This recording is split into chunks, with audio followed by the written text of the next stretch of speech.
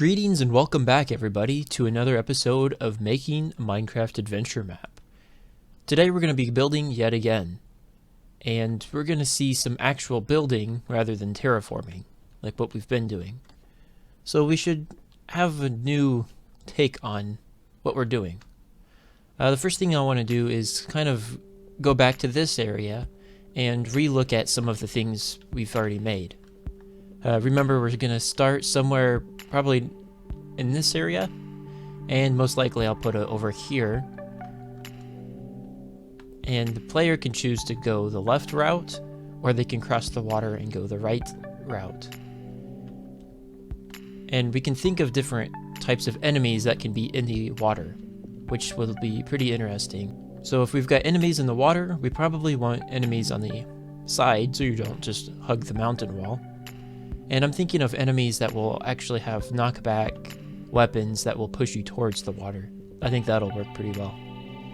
So one side, maybe over here, can be the more maybe aggressive side, because you can take this route and get an extra item, but it's going to be really packed full of enemies. Okay, so we come through here, follow the river, and then here is probably going to be a waterfall or something. Somehow this water starts here.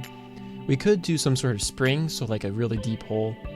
Well, we can't go that deep because we're only at y equals 27, but we can do something where the water maybe trickles in from deep within a rock or something, rather than maybe a waterfall. The player follows it here, gets the item that they need. We need to know a way to tell the player to get them over here. So maybe there's a lore book, or damaged AI system tells you to come over here. Probably the damaged AI system, I think, will work the best. And you have to leave it behind, but it'll kind of give you basics. Anyways, after that we can get the item that will unlock the cave in a sense, and then they could either come back this way, get new items, fight the same amount of mobs, or they can just go back the way they came. And again, we have little holes going through here, and we can have extra enemies guarding this choke point, both there and over here. And there'll be one really good item somewhere in here, but for the most part, these are going to be pretty basic items. Probably common rarity. I do want to have a rarity system, and then also an upgrade system, which I think will work. I don't want to do like common, rare, or common, uncommon, rare, epic, and legendary. I want to do something a little bit more space themed, because, well, this is going to be in space. Okay, so we've got all of these. For the most part, this is just terrain, nothing built here. We can work on the shuttle here that you landed on, but I kind of want to do that near the end. And you'll see why later. And then here we can do something fancy with gravel, I was hoping to do. So if we grab some gravel, I'm thinking a way to wall this off so that player has to get a shovel with gravel that can mine gravel, because they are going to be in adventure mode, so they're not going to be able to just run and mine everything. They will probably be able to mine dirt for the most part. Yeah, they're going to have gravel, and maybe we can have a really tight choke point with lots of enemies here, and that will kind of tell them not to come this way, or whatever. Something that they can get that will basically be a key to this area, this big choke point. You may notice with I think it's my video card that does this. This is like extremely dark, and the further I back away, this isn't the video card, it becoming automatically darker, I think, is my video card. If you can even see that, I don't know if you can see it. But because of Minecraft, it gets actually lighter, which I don't like. I don't think that looks very good, especially when it goes like that. I mean, of course, if we set the render distance to above 16, then it works, but Realms has a render distance of 10, so it's going to look like this for the most part and not look that great. That's fine, I guess. You can't see hardly anything with the render distance of 10. With 16, it looks so much better.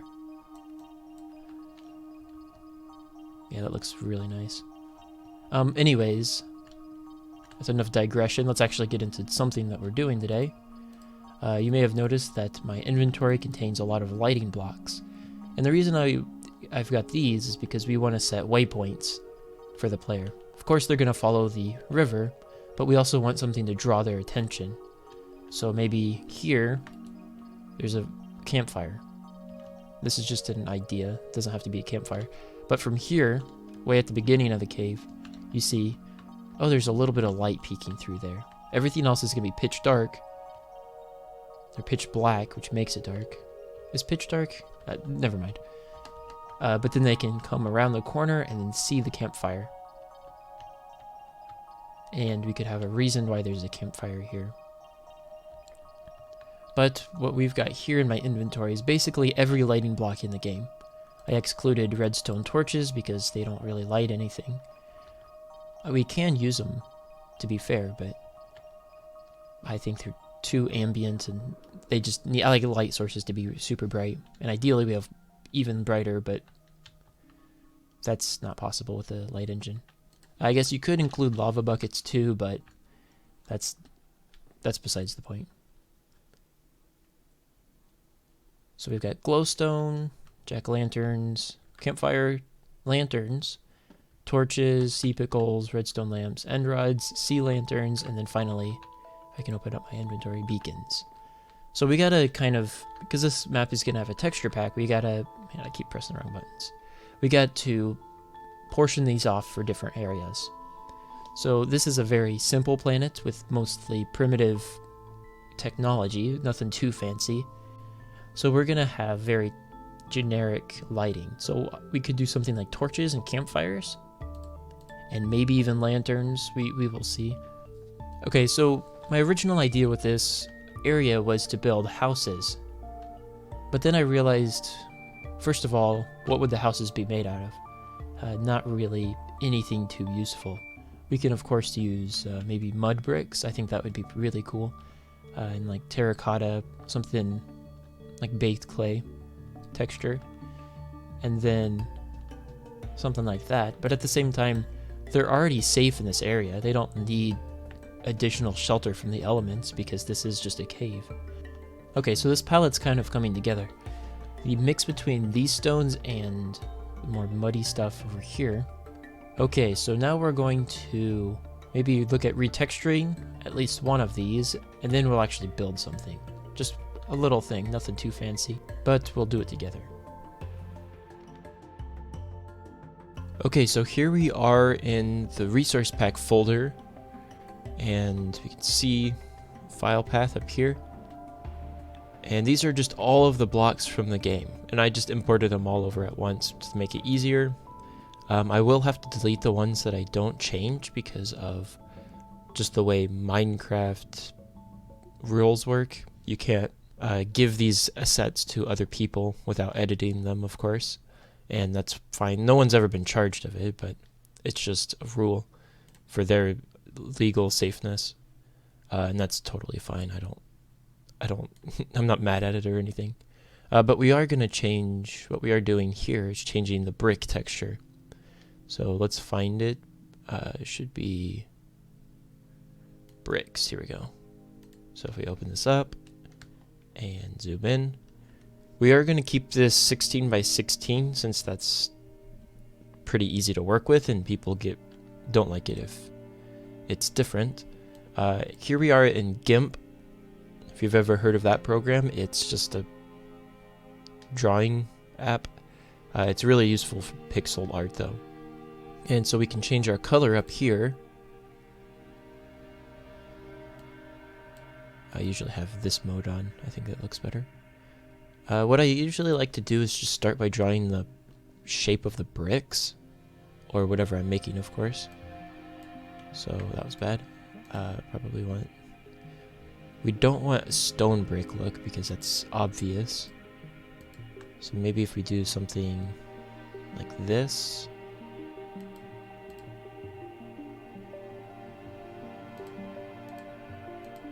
For like a triple, kind of like that, and then we do light shadows on the top of the block.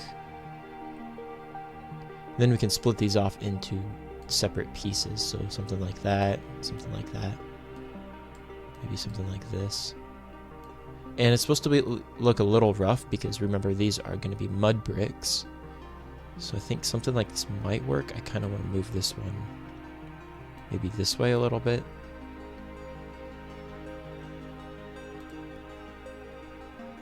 Let's get a brown color, so we're going to go a little more red and a little bit more green. I don't know how rich to make it. Probably because it'll be a little bit dried out somewhere around here. And I'm just going to go ahead and fill these all in. And of course this looks very refined, so we got to make it look rougher, but all in due time. I usually bring this down, maybe not that much. Probably about there. Then we can just fill this in.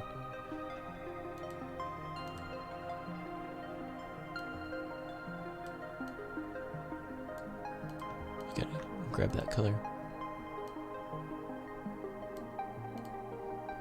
And now we can do the highlights of each brick.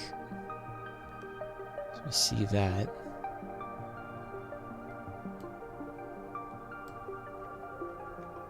This is what gives it a lot of texture.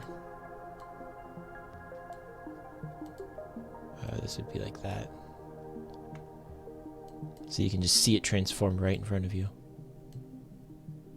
And a rule is to keep everything consistent. So I am breaking a couple of consistencies, so we want these to all be broken up. So here that would be broken up, and these would be broken up. But that already looks kind of cool, and we haven't done anything really. So if we overwrite that, and we pull up Minecraft, I got to turn on the resource pack. It was gonna be this one. I didn't change the name, and we will have to change the version of it. There we go. And now we can see these bricks, and I think they look pretty good, but they are very, very refined looking. We want them to look run down. And ideally we break this perfect block grid, because you can see that. So let's go back here. To break that, we can just do something real simple like this. And just extend this. Oh, just like that. And that'll look like it wraps around. And we probably do the same down here as well. Just like that. So this will wrap around, this will wrap around. And then we gotta rough it up. Give it some texture. So I believe there's a... Maybe we can use the dodge and burn.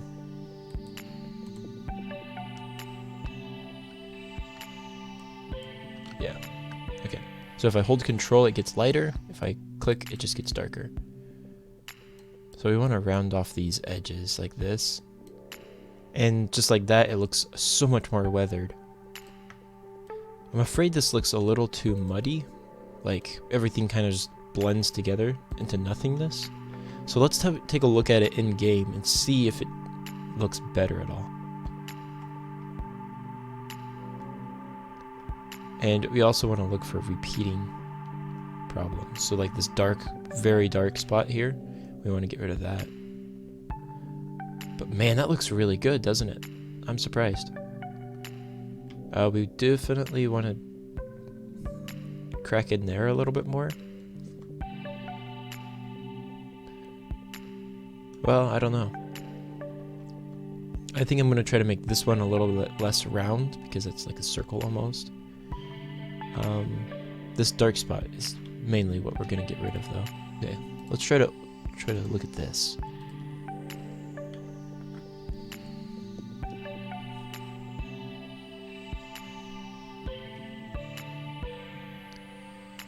And if nothing really sticks out, that means you've done your job. And I really like that. That's really nice, isn't it? Got the muddy brick look. Yeah, I can live with that. You'll probably see a time lapse of me working on all of these textures, and then we'll try to build just a little something with them.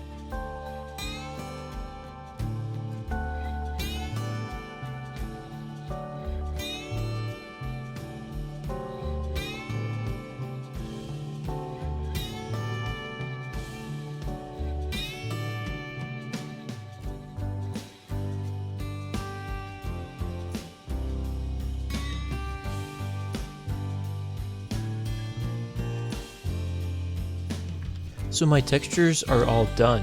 I figured I'd start in this area because this is like the biggest part so far.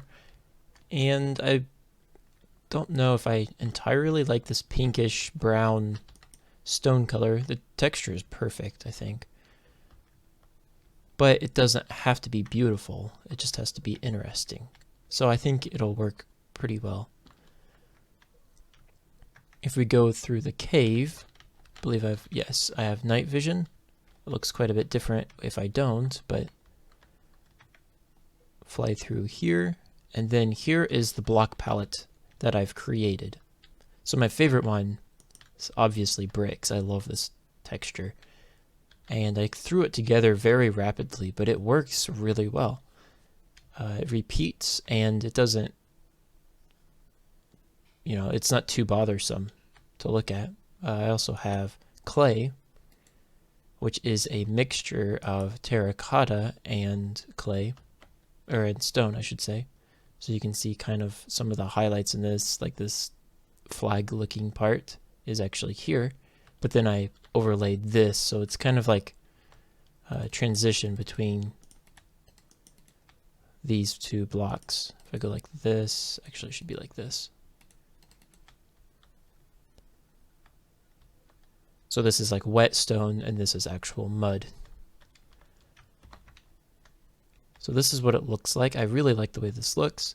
We also have cobblestone, which has a very good repeating pattern. That's the hardest part with these, is to create patterns that don't look terrible, but also repeat. And I think this works pretty well. And then we have this kind of out of place polished andesite. I might use it elsewhere, but it doesn't look bad here. I think it might look pretty well with this clay, but it's just different enough color to not really fit in. So I'm afraid to use this, but I might use it anyways. So we're going to start building. I've not created the model for this torch yet. That's a later problem, not a now problem. So the first thing I want to do is figure out what would be the best path block, and I think this clay actually works really nice. Although the dirt and coarse dirt will work better. I'll create the paths later. I think I'll use a mixture of mostly dirt and coarse dirt, and then maybe some of this dirty stone, I guess I'll call it, this clay on the outsides. So probably a wider clay path, and then a dirt and coarse dirt center path. But let's create the first house. Let's start with, do I have it? I do not. The thing is, these aren't really going to be houses. That's the interesting part about these, is they're going to be more walled off chunks that aren't going to need a roof because it's already in a cave. What's nice is that we have the bricks and the brick slabs and stairs. So we have all three of these blocks as well as the cobblestone stairs and slabs and walls too. So I think, okay, so these look pretty nice together. And I think these are going to be like rough foundation. I almost wish I made these bigger, but at the same time, yeah, that'll work. And again, these aren't houses, they're partitions. So imagine not just one of these, but like 20 of these. And then we also need a food source. So I'm thinking maybe a few fish, but that's not their main source of food. That's going to be more of a delicacy. Yeah, I think that looks pretty interesting.